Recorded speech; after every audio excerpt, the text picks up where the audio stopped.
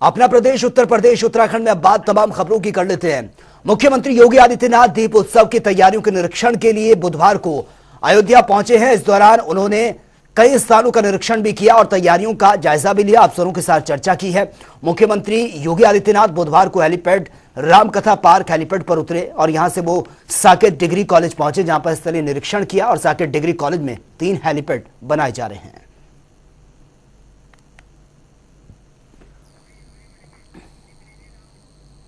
और वहीं समाजवादी पार्टी के संरक्षक रहे मुलायम सिंह यादव का अस्थि कलश विसर्जन प्रयागराज के संगम में किया गया। पिता का अस्थि कलश लेकर सपा अध्यक्ष अखिलेश यादव बुधवार सुबह प्रयागराज पहुंचे थे और अब गंगा यमुना के संगम में मुलायम सिंह की अस्थियों को प्रवाहित किया गया। इस दौरान सपा मुखिया के साथ उनके परिवार के अन्य सदस्य भी मौजूद रहे।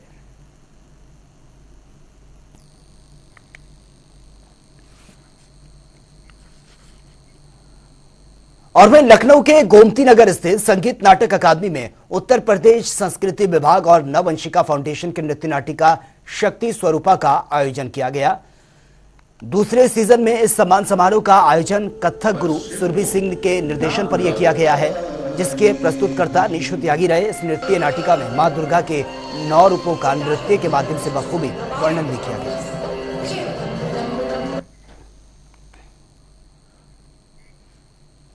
और वहीं कांग्रेस अध्यक्ष पद के चुनाव में मल्लिकार्जुन खड़गे को मिली जीत के बाद कांग्रेस पार्टी कार्यकर्ताओं में जश्न और खुशी का माहौल है और उत्तर प्रदेश कार्यालय पर कार्यकर्ता जमकर जश्न मनाते हुए नजर आए। ढोल नगाड़ों की थाप पर जमकर आतिशबाजी भी की। साथ ही कार्यकर्ताओं ने एक स्वर में नए अध्यक्ष का स्वागत किया और कहा कि अब कांग्रेस को नई ऊर्जा भी मिलेगी और आने वाले सभी चुनाव में बड़ी जीत भी कांग्रेस दर्ज करेगी। कांग्रेस पार्टी में आज जश्न का माहौल है। उत्तर प्रदेश कांग्रेस कमेटी में ढोल नगाड़े हैं, पटाखे हैं और ये वजह है क्योंकि उनको राष्ट्रीय अध्यक्ष मिला है। और आप देख रहे हैं यहाँ पर आतिशबाजी हो रही है। आज जो भी कांग्रेस के लीडर्स हैं यहाँ पर इकट्ठा है। आज बड़े 22 साल बाद गैर गांधी राष्ट्रीय अध्यक्ष चुना गया है। क्या इसकी खुशी है या फिर नया अध्यक्ष मिला इसकी खुशी है?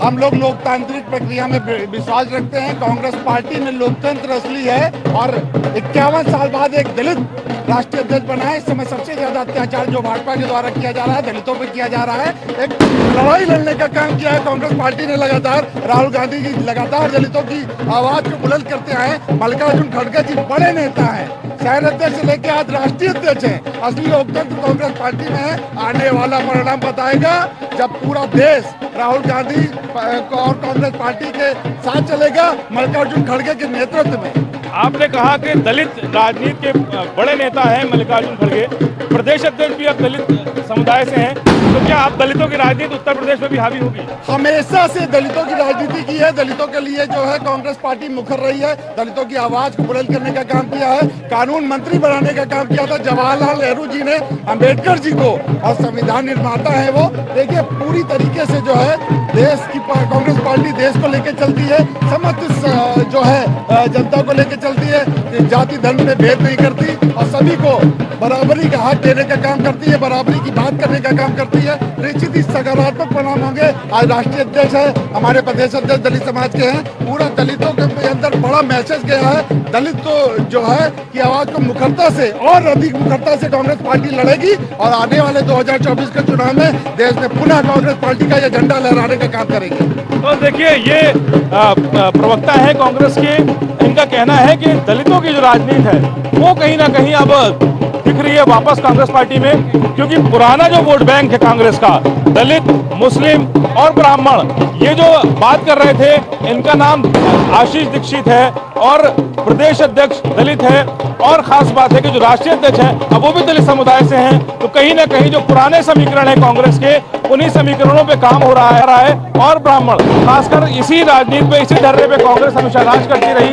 70 साल तक इसी समीकरण पे उसने राज किया और आज एक बार फिर दलित राष्ट्रीय अध्यक्ष, दलित प्रदेश अध्यक्ष देने के बाद अब मुस्लिम को भी जोड़ने की कवायद होगी, क्योंकि एक प्रांतीय अध्यक्ष नसीमुद्दीन सिद्दीकी, उन्हें प्रांतीय अध्यक्ष बनाया गया है। महिलाओं में आप देख सकते हैं जोश है।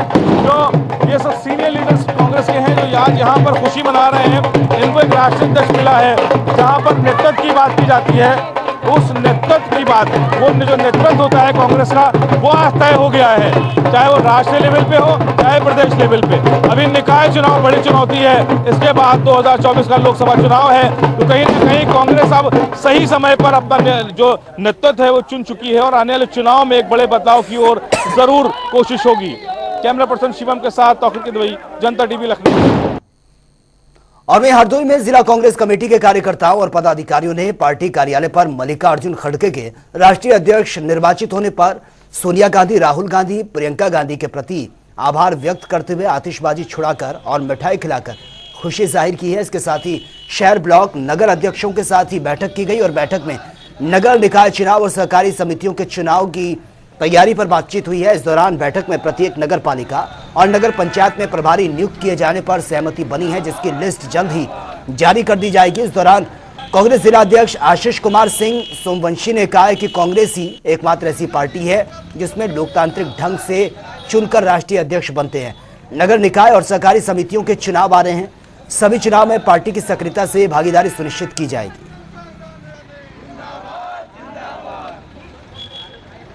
हम सभी कांग्रेसजनों ने हमारे राष्ट्रीय अध्यक्ष मल्लिकार्जुन खड़गे के लिए निर्वाचित होने पर जश्न मनाया है, खुशी जाहिर की है। हम सब मतदाता भी उनके चुनाव में रहे हैं, उनको वोट भी डाला है, तो हमारे लिए तो दूनी खुशी की बात है कि हम जिसे वोट दे रहे हैं वो जीत के आ रहा है। और इसके लिए हमने माननीय सोनिया गांधी जी को, राहुल जी को, प्रियंका जी को भी आभार व्यक्त किया है। और बीजेपी के वरिष्ठ नेता एवं पूर्व केंद्रीय मंत्री मुख्तार अब्बास नकवी ने कांग्रेस के नवनिर्वाचित अध्यक्ष मल्लिकार्जुन खड़गे पर निशाना साधते हुए उन्हें प्रॉक्सी अध्यक्ष करार दिया है। उनका कहना था कि कांग्रेस 50 साल पुरानी पार्टी है और वहां पर या तो प्रेसिडेंट कांग्रेस परिवार से उतारा है या फिर प्रॉक्सी प्रेसिडेंट होता रहा है। यह प्रॉक्सी पराक्रम का ही परिणाम है, इससे ज्यादा कुछ नहीं है। यह रिमोट कंट्रोल से चलने वाला प्रेसिडेंट है। अगर आप देखें तो हमेशा से ही एक ही परिवार रिमोट से चलने वाला प्रेसिडेंट होता रहा है और ये इलेक्शन नहीं था, ये सिलेक्शन नहीं था, ये सिलेक्शन था, इलेक्शन नहीं था, बल्कि पार्टी का इलेक्शन नहीं था, एक परिवार का ये सिलेक्शन था। और परिवार के संरक्षण में पहले से ये पता था कि क्या होना है और कौन उनका प्रॉक्सी प्रेसिडेंट बनेगा, और हम प्रॉक्सी प्रेसिडेंट की मुबारकबाद देते हैं। प्रॉक्सी प्रेसिडेंट के जो पराक्रम चल रहा था, उस प्रॉक्सी प्रेसिडेंट के पराक्रम का एक परिणाम है, इससे ज़्यादा कुछ नहीं है। और हमेशा से Congress party grand old party है, बहुत पुरानी पार्टी है। उसको जो है वो या तो परिवार का प्रेसिडेंट होता रहा है या प्रॉक्सी प्रेसिडेंट, रिमोट से चलने वाला। इसीलिए अगर आप देखें तो पूरे के पूरे जो घटनाक्रम है इस प्रेसिडेंट का, इलेक्शन नहीं था, ये सिलेक्शन था। पार्टी का इलेक्शन नहीं बल्कि परिवार का सिलेक्शन था। संत कबीर नगर में कार्यकर्ताओं ने बीजेपी प्रदेश अध्यक्ष भूपेंद्र चौधरी का स्वागत किया। दरअसल भूपेंद्र चौधरी ने देवरिया जाते वक्त पदाधिकारियों के साथ परिचयात्मक बैठक की है और इस दौरान उन्होंने निकाय चुनाव में ज्यादा लोगों को जोड़ने के लिए पदाधिकारियों को निर्देशित भी किया और कहा कि पदाधिकारी निकाय चुनाव या अन्य कार्यक्रमों में बीजेपी को सफल बनाए। इकट्ठे हुए, बैठ के बातचीत की है, संगठन के बारे में आगे कार्यकर्ताओं से परिचय के साथ साथ आगे जो हमारे पार्टी के कार्यक्रम अभियान है, नगर पालिका नगर निगम चुनाव है, MLC का चुनाव है, सारे विषयों पर चर्चा हुई और सबने सहमति से यही तय किया कि हम लोग पूरे मन से लग के और सभी नगर पालिका नगर पंचायतों के चुनाव में भाजपा को सफलता दिलाएं। पार्टी का स्टैंड अभी क्लियर है कि हम इस चुनाव का भाग नहीं है। और अयोध्या दीप उत्सव में प्रधानमंत्री मोदी के आगमन से पहले ही आज सीएम योगी आदित्यनाथ ने अयोध्या का दौरा किया। इस दौरान उन्होंने दीप उत्सव के उद्घाटन सत्र को ध्यान में रखकर मुक्त आकाशीय राम कथा पार्क में छाया करने के निर्देश दिए हैं। दरअसल 23 अक्टूबर को प्रस्तावित दीप उत्सव का शुभारंभ रामकथा पार्क से किया जाएगा और आपको बता दें कि दीप उत्सव के अवसर पर राम जन्मभूमि परिसर में 1 लाख दीप जलाए जाने का टारगेट तय किया गया, जिसके चलते मुख्यमंत्री ने राम कथा संग्रहालय में शीर्ष अधिकारियों के साथ दीपोत्सव की तैयारियों को लेकर समीक्षा बैठक की है।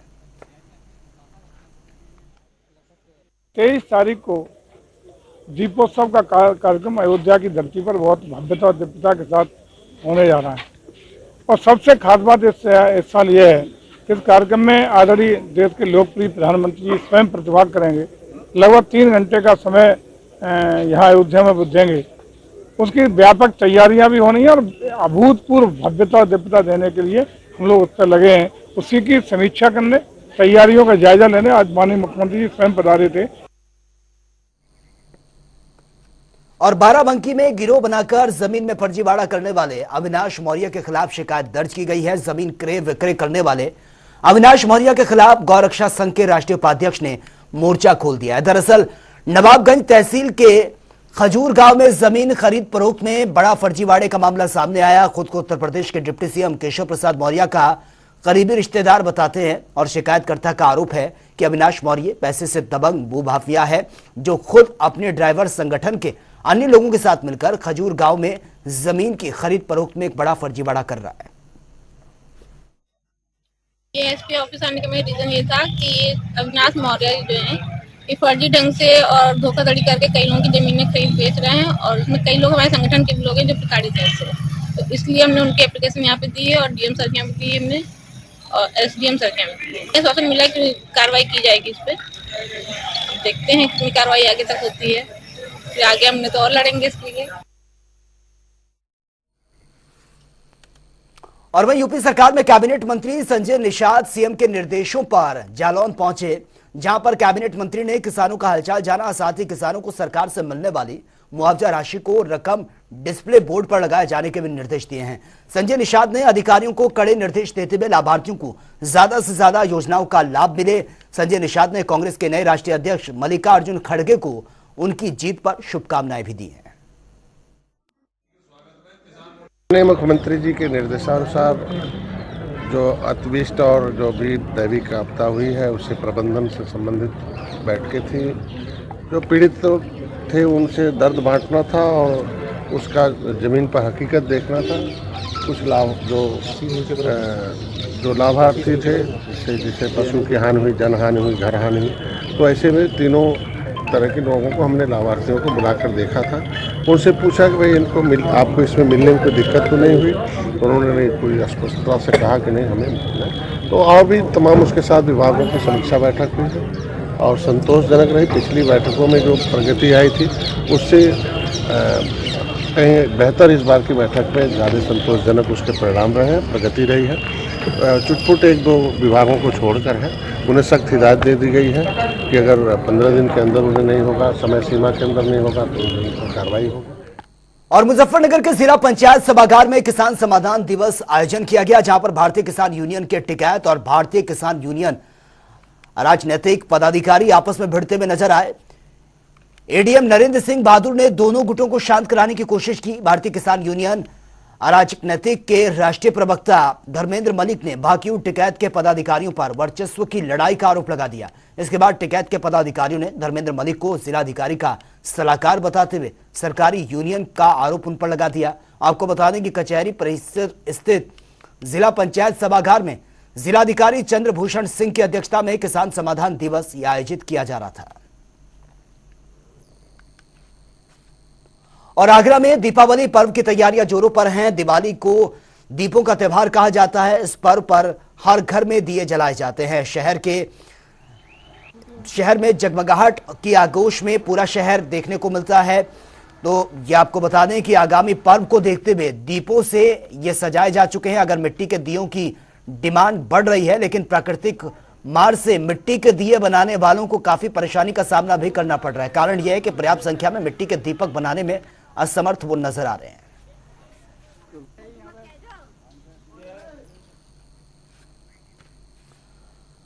और कुशीनगर के मोहन बस डिला में आबकारी विभाग ने उच्च प्राथमिक विद्यालय से 51 पेटी शराब बरामद की है। असल में सुबह जब बच्चे स्कूल पढ़ने के लिए गए तब उन्होंने एक कमरे में यह शराब रखी देखी। इसके बाद बच्चों ने शोर मचाना शुरू कर दिया। जानकारी मिलते ही पुलिस और आबकारी विभाग की टीम भी मौके पर पहुंची है और शराब को अपने कब्जे में लेकर शिक्षा के मंदिर में शराब पकड़े जाने से विद्यालय प्रशासन पर भी गंभीर सवाल खड़े हो रहे हैं। थाना तमकुही राज अंतर्गत एक उच्चतर प्राथमिक विद्यालय मोहन बसडीला के पुराने किचन स्टोर से 51 पेटी शराब बरामद की गई है। प्रकरण में आबकारी विभाग को भी संसूचित करते हुए मौके पर बुला लिया गया है। प्रकरण में सभी पक्षों पर गंभीरतापूर्वक जांच करते हुए अग्रेतर विधिक कार्रवाई की जा रही है।